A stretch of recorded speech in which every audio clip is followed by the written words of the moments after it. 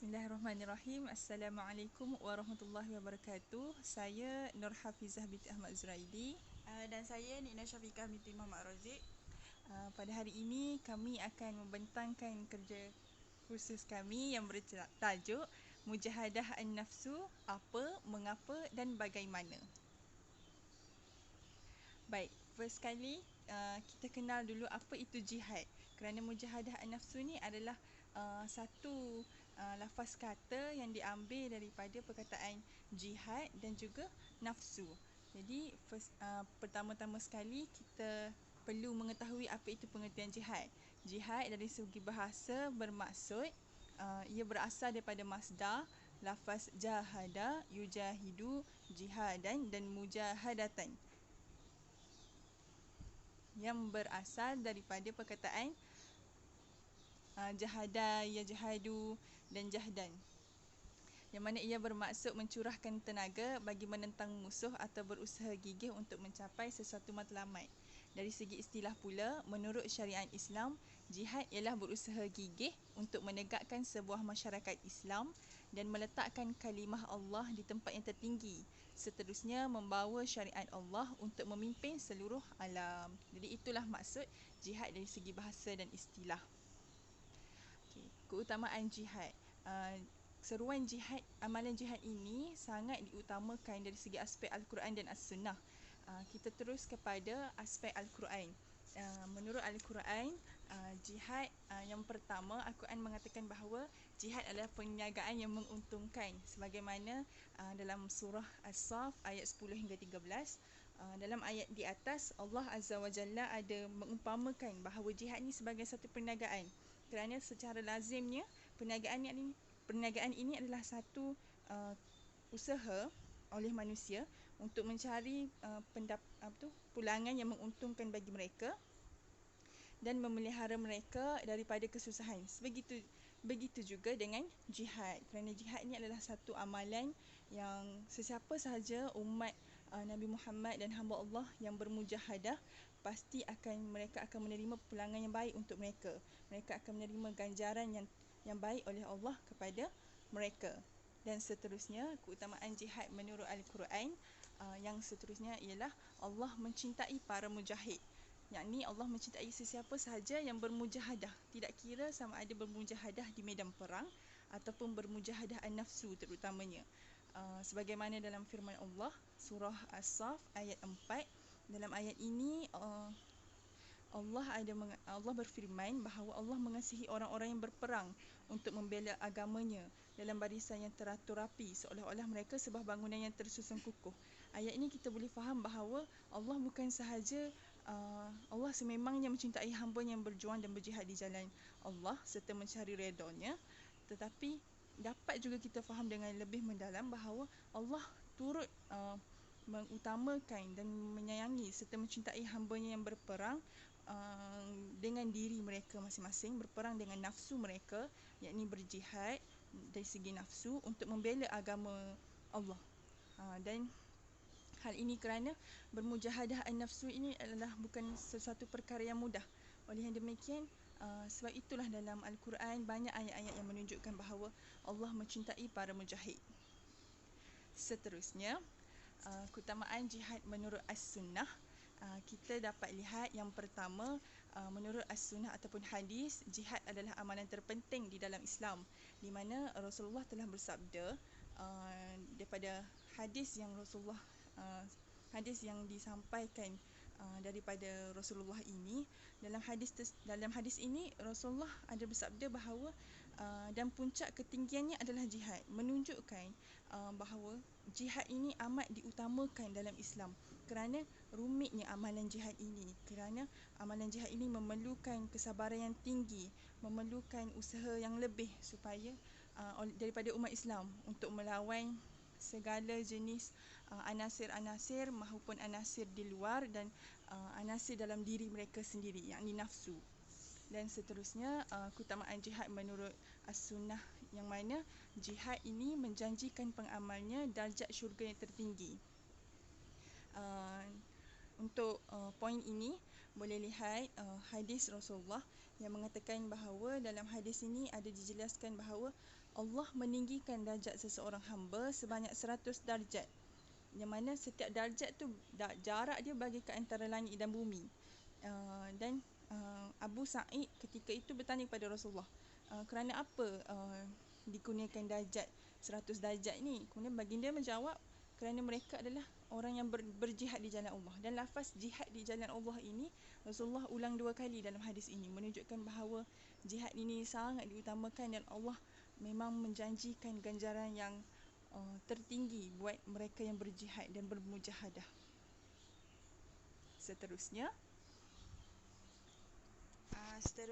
adalah kita tengok kepada apakah itu mujahadah an-nafs. Okey, mujahadah an-nafs ni seperti mana yang Hafizah bagi tahu, mujahadah tu berasal daripada perkataan Arab iaitu jahidun yang membawa maksud berjuang, berusaha ataupun bersungguh-sungguh. Tapi kalau kita tengok secara spesifik, mujahadah an-nafs ni daripada segi istilah adalah usaha yang bersungguh-sungguh untuk memperbaiki diri dan meletakkannya di atas jalan yang ditetapkan oleh syariat. Dan daripada sudut pandangan lain, mujahadah itu juga adalah satu kesungguhan, manakala an-nafs itu adalah jiwa ataupun nafsu. Secara kesimpulannya, mujahadah an-nafs ni dia bermaksud satu perjuangan yang bersungguh-sungguh dalam seseorang manusia tu melawan hawa nafsu ataupun perkara-perkara yang buruk serta melanggar hukum-hukum Allah.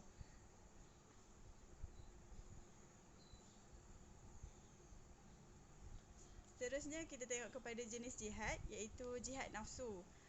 Jihad nafsu ni adalah jihad yang paling besar dan jihad ni adalah jihad yang teramat berat bagi seorang manusia. Dalam Al-Quran juga ada menerangkan secara jelas dan terperinci tentang jihad nafsu ni. Jihad nafsu ni musuh dia bukan sekadar manusia, tapi musuh dia juga adalah tipu daya syaitan, iblis ataupun jin. Kiranya Al-Quran tu sendiri telah menjelaskan bahawa godaan iblis dan syaitan ni terlalu banyak terhadap manusia. Jadi kemusnahan yang dilakukan oleh syaitan dan iblis tu bukanlah sahaja kepada sudut jasmani manusia, akan tetapi mereka ni akan memusnahkan manusia daripada sudut rohani juga. Nafsu ni dia berfokus kepada hawa nafsu manusia itu sendiri. Nafsu ni adalah kubu bagi seorang manusia. Jadi bila dalam seseorang manusia tu berjihad untuk melawan hawa nafsunya sendiri, mereka memerlukan ilmu, pemahaman dan praktikal sebagaimana jihad-jihad yang lain. Seterusnya, jenis-jenis nafsu. Sebagaimana kita ingin menjadi seorang hamba yang sentiasa yang tergolong dalam golongan yang sentiasa bermujahadah an-nafsu ini, seharusnya kita tahu apa itu jenis-jenis nafsu. Yang pertama, nafsu ammarah, iaitu nafsu yang mendorong manusia kepada keburukan. Nafsu ammarah ni ialah nafsu yang sangat berbahaya, yang mana apabila nafsu ini melekat pada diri seseorang hamba, ia akan mendorong kepada hamba tu sentiasa bila mana dia melakukan kejahatan, dia akan berbangga dengan kejahatan yang dilakukan. Dan nafsu ini sangatlah tidak dapat dikawal dengan sempurna oleh hati sekiranya hati tersebut tidak mempunyai ilmu dan hikmah serta kebijaksanaan akal yang baiklah. Maka kita dapat tahu bahawa di sini nafsu amarah ini dia menduduki tahap yang paling rendah dalam kehidupan manusia, dan malah nafsu ini lebih hina daripada binatang, begitu. Dan seterusnya jenis nafsu mutmainnah, iaitu nafsu yang tenang.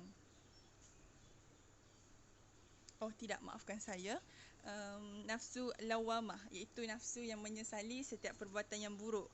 Nafsu yang menyesali setiap perbuatan yang buruk ni, nafsu ini dia sudah mengenal baik dan buruk sesuatu perkara, di mana bila mana seseorang hamba itu mempunyai nafsu ini dalam diri mereka sebenarnya mudah untuk memperbaiki diri dan menerima teguran serta nasihat daripada orang lain, kerana nafsu mereka ni sebenarnya sudah tahu perkara itu baik atau buruk. Cuma bila mana mereka itu lemah dan mudah hanyut, maka ia akan mendorong mereka kepada melakukan perkara-perkara yang tidak baik. Akan tetapi masih tetap dapat membezakan antara baik dan buruk dan masih dapat memperbaiki diri, dan lebih baik lagi daripada nafsu ammarah bisu.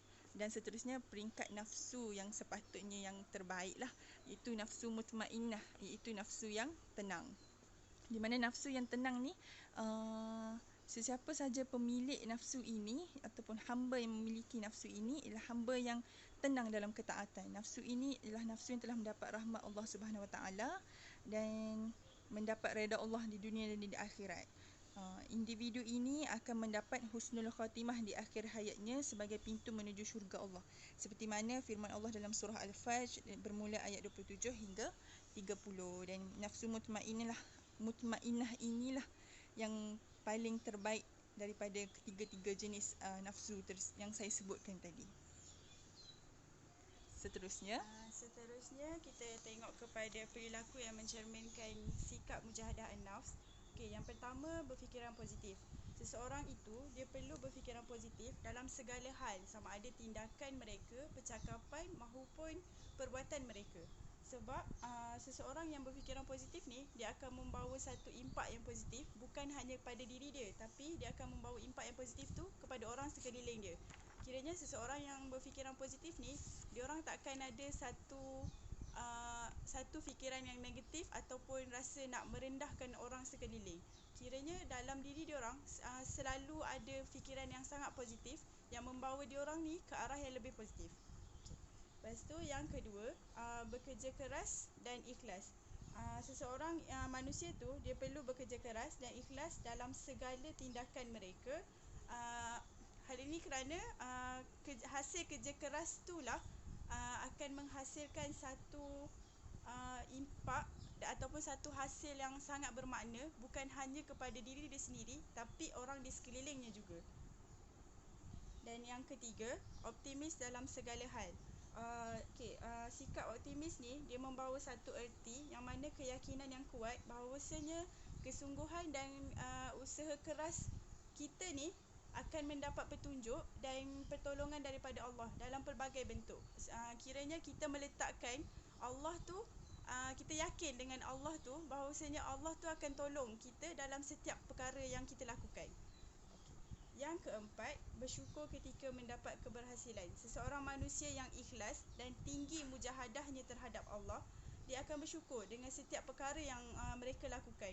Kiranya mereka ni bersyukur atas segala hasil yang mereka peroleh. Tak kiralah hasil tu sikit ke, banyak ke, tapi diorang tetap bersyukur sebab mujahadah yang ada dalam diri diorang tu sangat tinggi. Lepas tu yang terakhir, bersabar ketika mendapat kegagalan. Seseorang yang memiliki sikap sabar ni dalam diri diorang, mereka akan dapat mengawal diri dalam segala tindakan mereka. Kiranya kegagalan yang diorang hadapi tu bukanlah kegagalan untuk selama-lamanya. Kegagalan itu yang akan membawa mereka untuk terus bangkit dan bersabar untuk meraih kejayaan yang seterusnya.